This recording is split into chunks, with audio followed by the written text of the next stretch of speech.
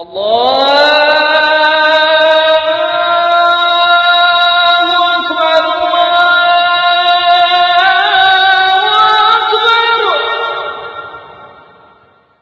we move on to the next topic of salah. This is the final topic of salah, the fiqh of funerals. And it is considered to be right after that of salah because it's more than just salah. It's a separate chapter because it's not just the salah, it's also what to do with the dead body and how to wash it and whatnot. What do the scholars talk about in the fiqh of funerals in this chapter? This is a separate chapter. We finished the chapter of salah. The chapter of funerals, it discusses firstly the washing of the body, and then it discusses the actual funeral prayer, and then it discusses the construction of the grave and the visiting of the graves and the rights of the dead over us. These are the few topics that are primarily covered in the fiqh of funerals. So the first topic is washing the body. We don't want to go into too much detail because not only is it impractical, it's not really, unless there is some type of demonstration, people will not understand it completely. And in reality, there are people that are specialized in this and they know the fiqh of it. We just want to go over it briefly. The washing is done by trustworthy Muslims, and it is preferred that they be close relatives, like the father or the son or the brother. But if there's no one, then someone of the Muslim community must do it. It is fard kifaya. Somebody in the Muslim community must do it, but they must be of the same gender, unless it is a husband and wife. In this case, the husband is allowed to wash the wife and the wife is allowed to husband, but this is allowed. It is preferred that it be of the same gender. So still, even though the husband is allowed to wash the wife and vice versa, it is better that people of the same gender wash the body. The procedure, to summarize it, again, not to go into detail, firstly, the eyes are closed. The Prophet ﷺ said that when the ruh is taken out of the body, the eyes follow it up. That is why we find every single dead person, his eyes are staring up. Because when the ruh is taken out, there's still some milliseconds of life left. So the person sees his own ruh going out. Therefore, the eyes are pointing upwards. So the Prophet ﷺ would close the eyes. And then the head is wrapped up. And then the stomach is pressed gently to release the fluids and the solids that are waste product. And that waste product is then washed away. It is washed away underneath a cloth. Never is the awrah seen by anybody. It is washed underneath a cloth, and even then a person must wear gloves. The skin should not touch the skin of the awrah. He must wear some type of covering or put a cloth, and he washes the excretements or the urine away. After this, the body is washed with perfumed water 3 times or 5 times or 7 times, as many times as need be, and then perfume applied to the body. Special types of perfume which are known by those that wash the bodies, and any type is allowed, but there are special types that are of the sunnah. After this, men are covered in 3 white garments. This is the sunnah. Again, if they're covered in anything, that's fine as long as they're covered, but it is preferable to have them covered in 3 white garments. They're wrapped around it. And again, there's a special way of wrapping that the people who are specialized know. As for the women, it is sunnah that they be covered in 5 garments: an upper dress, a lower skirt, a long qamis or a long complete body skirt if you like, and then 2 wrappings around that. So there's complete 5 wrappings. And the women's hair is also tied up. If it's long, it's tied up in braids and put in the cloth as well. The only exception is the shaheed. The shaheed is not washed, nor is he put in any kafan. He is put in the clothes that he was made shaheed in, and he is buried as is. Nothing is done to him. As for the one who was in the state of ihram for Hajj or Umrah, then no perfume is applied, because you're not allowed to apply perfume in the state of ihram. No perfume is applied, but he is wrapped up except that his face and head is left uncovered. Excuse me, the head is left uncovered, and for the woman the face is left uncovered because he should not have had his head covered in ihram. Therefore, when he dies, those restrictions also apply to him. And the Prophet ﷺ said that on the Day of Judgment, the shaheed will be resurrected in his own clothes. His blood will be the smell of musk, and he will basically be proud of his death. Same with the one in ihram. When he dies in the state of ihram, he will be resurrected reciting labbaik Allahumma labbaik. So in order for him to still be in that situation, we do not cover his head up. These are the only exceptions. This is like the brief summary of washing the body. Like we said, there's a lot more details, and the ones who are specialized in this, they know it more practically, and it is a very good honor and a blessing to do. And it is also an amana. It is also a trust. Because when you wash the body of a dead Muslim, you might see things that you should not see. Or you might see some scars or anything that it is something, it's shameful for him. So when a person does this, he must be a trustworthy Muslim. To spread the secrets of a dead person is much worse than to spread the secrets of a living person. Therefore, the Prophet prohibited this, and he said that this is a position of an amana. After this, the body is then taken to be prayed over, except for the shaheed. Remember, the shaheed, there is no funeral prayer for him. The shurut, or the preconditions, are the same as the normal prayer. In other words, you have to be in the state of wudu, face the qibla, the same conditions. The imam stands at the head of the male and at the middle of the female. So when the body is placed horizontally to the qibla, the imam goes and stands at the head if it's a male, behind the head. And if it's a female, he stands in the middle. Some scholars have given reasons, but Allah knows the reason. The Prophet ﷺ would do as this. And the salah consists of 4 takbirs and then a taslim. After the first takbir, you recite Fatiha. After the first takbir, you recite Fatiha. After the second takbir, you recite Salah Ibrahimiyya upon the Prophet. Allahumma salli ala Muhammad wa ala ali Muhammad. After the third takbir, you recite the dua. That is of the sunnah to recite. If you have not memorized this dua, any dua for the dead person will do. Allahumma ighfir li hayyina wa mayyitina wa shahidina wa ghabina wa dhakrina wa unthana wa kabina wa saghirina. This is the dua of the sunnah. If you don't know it, Allahumma ighfir lahu, Allahumma arhamhu. If you don't even know Arabic, even in English, no problem. This is not a shart that you recite this dua in Arabic. Oh Allah, forgive him. Oh Allah, make his grave vast. Oh Allah, place light in his grave. Oh Allah, forgive his sins. The point is, you make dua for this person, and the Prophet ﷺ said, when you make dua for him at this stage, be sincere in your dua. So if you are sincere for him, when your time comes, people will be sincere for you. After the 4th takbir, you remain silent, and if you want to make dua for yourself, you're allowed to, and then you say only one taslim, Assalamu alaikum wa rahmatullah. This is the procedure of the funeral prayer. There are no ruku', no sujood, no prostrations, nothing. It's just the 4 takbirs. The construction of the grave. There are 2 types of constructions which are allowed in the Sharia. There is the laht and the shaq. The laht and the shaq. The laht position, as we see, basically there is a small covering to the left, or a small hole to the in the direction of the qibla, not necessarily to the left, excuse me, in the direction of the qibla. You dig straight down, and then in the direction of the qibla you go inwards. This is the laht. So the straight hole goes, and then there's a smaller hole this way, and you place the body in that smaller hole. This circle is supposed to be the head of the person, looking at it from one angle, and the body is placed into this hole, and then it is covered up with bricks. So you cover it up with bricks. Put the body in, okay, and you place it horizontally to the qibla, and you turn the face towards the qibla. The head should be turned towards the qibla as well, and then that portion is covered up with bricks, and then the sand poured in, so the sand does not fall directly on the body. The sand falls, like as you see, in the laht position. And this is the recommended position, because the Prophet ﷺ was buried in this position. And he said in another hadith, the laht is for us and the shaq is for others. However, it is allowed to do the shaq position, but it is not as encouraged. And this is the way that the Westerners do it, is that they just dig a straight hole and they place the body there, and then they somehow cover it up with something, and then the dirt is thrown on it. It is makruh, it is not encouraged to have a coffin. The body with the sheets should touch the sand. The body with the sheets should touch the sand. However, in this country, in many cities and states, they don't allow that to happen, so it is forgiven. But in my opinion, ISGH and others should try to take this to court and get an exception for this. Perhaps they will agree to this. It is sunnah to have the body immediately touching the sand. It is absolutely prohibited to raise graves, or to write over it, or to construct it, or to decorate it, or to venerate it. Everything is prohibited, because these type of things lead to shirk. The Prophet ﷺ prohibited any grave to be raised up like a mound, like is done by the non-Muslims. And he commanded that those graves that are raised be destroyed and leveled to the earth. The only thing you can do is to place like a brick or an unidentified marker, just to show the people that is a grave. That's it. So when you bury a person, there will be a small mound. But how does a person know that is a grave and not anything else? You just place an item like a brick or an undecorated piece of stick, whatever. A person sees this with a mound, he will know automatically that it is a grave. In an authentic hadith, the Prophet ﷺ even said that it is prohibited to write over them in Sunan Nasa'i. So this common practice we have of building vast graves or mausoleums or writing over them or flowers, all of this is prohibited, because it is a stepping stone to shirk. It's a stepping stone to venerating graves. The person has died, his ruh is gone. This is just his body there. This is not the way to show respect to the dead.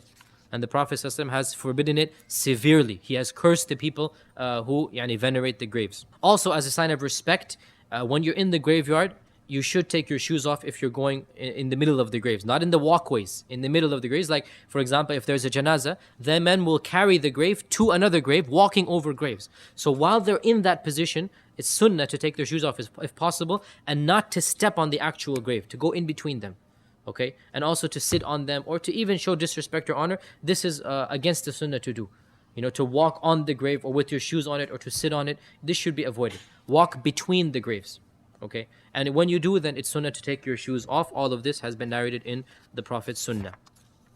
As for the etiquettes of visiting graves and the rights of the dead over us, this is the remaining topics. I really do need to point out that this area, the area of graves and what to do when a person dies, this is where most of the innovations occur amongst the Muslims. And this is the most difficult area to stop innovations in, because people are so emotional. The person has just lost his brother, his son, his mother, his father. He wants to do something out of his love. So in his sincerity, he falls into innovation. He does things he shouldn't do out of his love for them. And if you try to correct him, then obviously he'll get very angry that he wants to show respect, he wants to do something. So this is the area where there's the most innovation done, and it's the most difficult to stop it as well. Therefore, the best thing to do is to educate the people before any type of death occurs. They're in a calm mood, they can listen to you. So you should bring up these type of topics in gatherings even, is that this is what is sunnah to do. Because when it happens, that's the last time they want to hear about sunnah and bid'ah. You're not going to go and preach someone when his mother or father has just died. You're not going to tell them, don't do Quran Khani, don't do this, don't do that. They don't want to hear that. And in fact, they'll get angry at you, and in fact, your da'wah might be destroyed at that time. Any future da'wah that you want to do to them.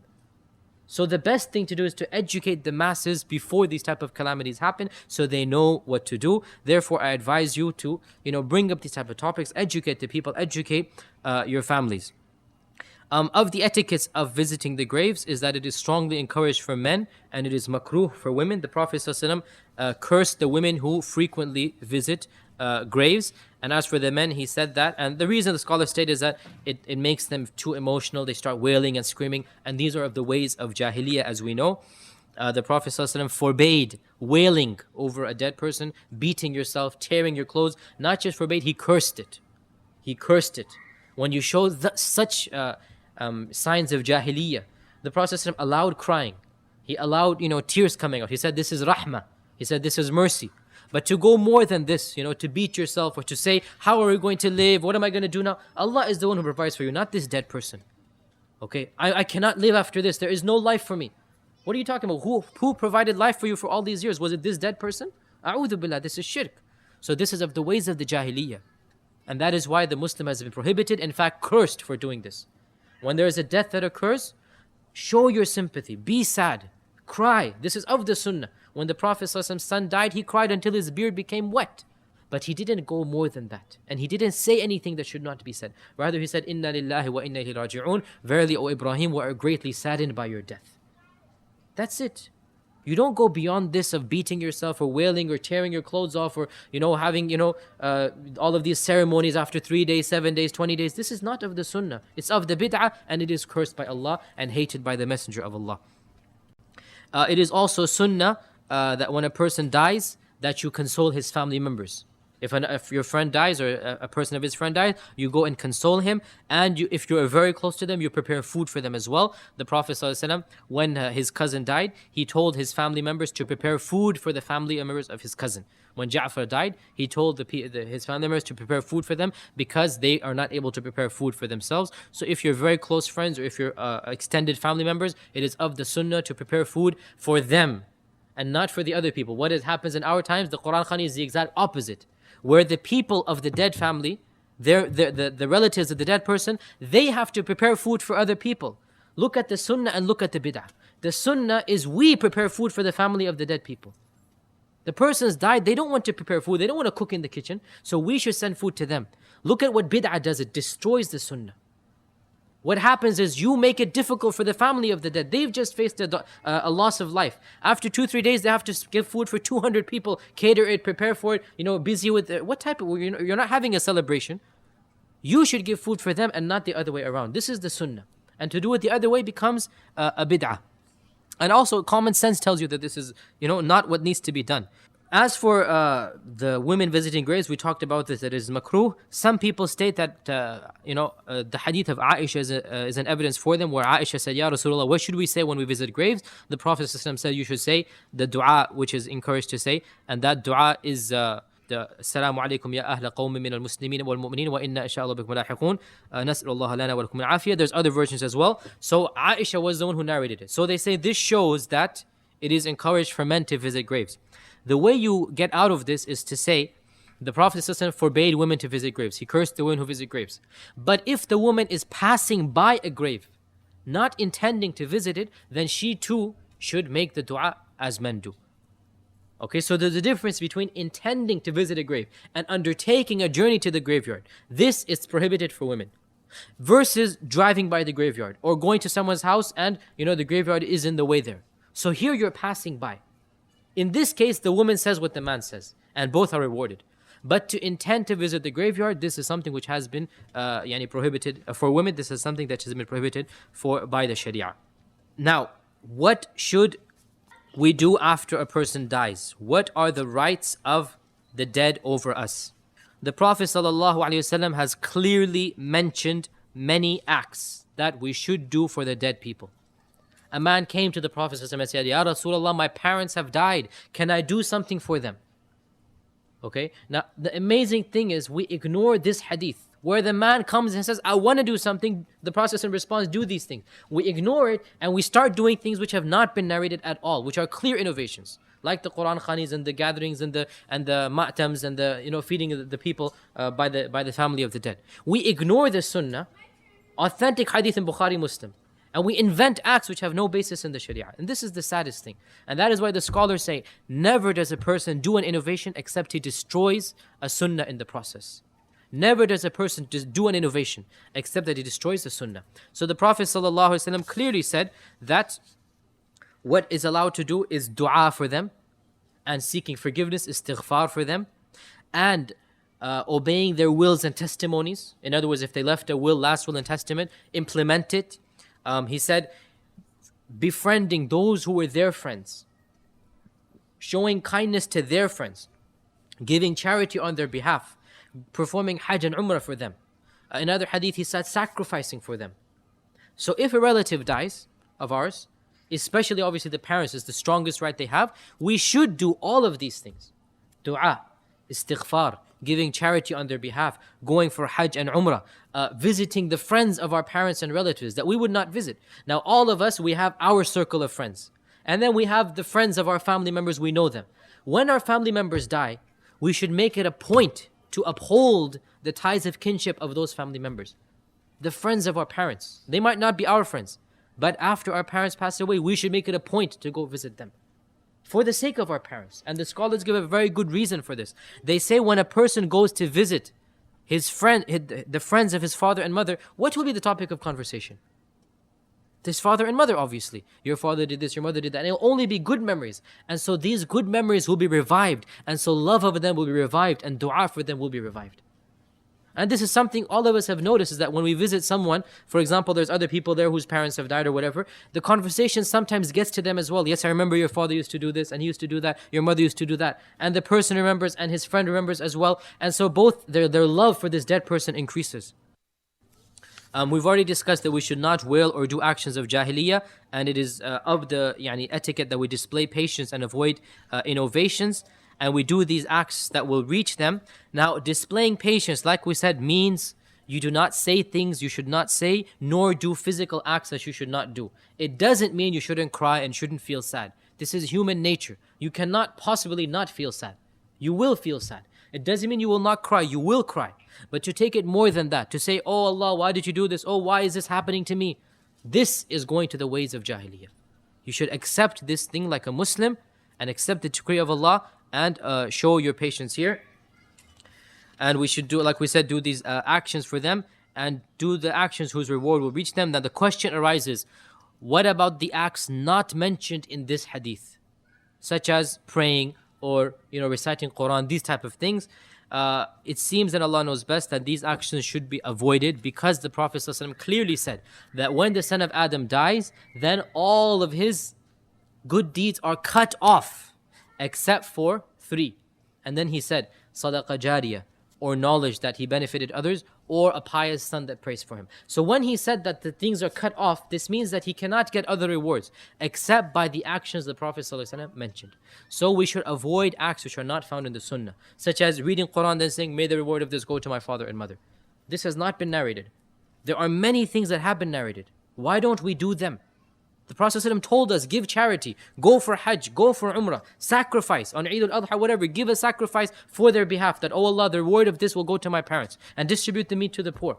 Make dua for them, visit their relatives, visit their friends. We ignore what the Sunnah tells us, and then we fight over things which the Sunnah doesn't tell us. This is a mistake, brothers and sisters. So many things the Sunnah tells you. There are options, do them. And so many things you want to argue for where there's no evidence for.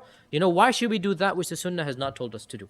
So in my opinion, these acts should be avoided. As for clear-cut innovations, such as after 3 days having a Quran Khani, after 7 days, after 40 days, this is a clear-cut innovation. A bid'ah, and bid'ahs are accursed by Allah and His Messenger, are hated by the Sharia, and are stepping stones to shirk and kufr. These type of things must be avoided. There's no ikhtilaf over this. The ikhtilaf comes in small things, like reciting the Quran. There is ikhtilaf over this. But as for these clear-cut things, like Quran Khani, that's separate from reciting Quran. Reciting Quran, the scholars say, a son will recite Quran and say, anytime, and say, oh Allah, may the rewards go to my father. This is different. Some scholars say this is allowed. This is different than advertising. There will be a Quran Khani after 3 days, after 7 days, after 20, after 40. And then everyone coming together. And everyone who are not even relatives of this person, reciting one juz or half a juz, and then sending the blessings. This type of thing becomes an innovation. No basis for the Sharia. This needs to be avoided. People need to be educated and taught that this is not allowed to do, and it is a stepping stone to changing the Sharia. Rather, they should be informed of the alternatives that are allowed for them to do. With this, we conclude the chapter of Salah and of Janazah. سبحانك اللهم وبحمدك أشهد أن لا إله إلا أنت أستغفرك وأتوب إليك.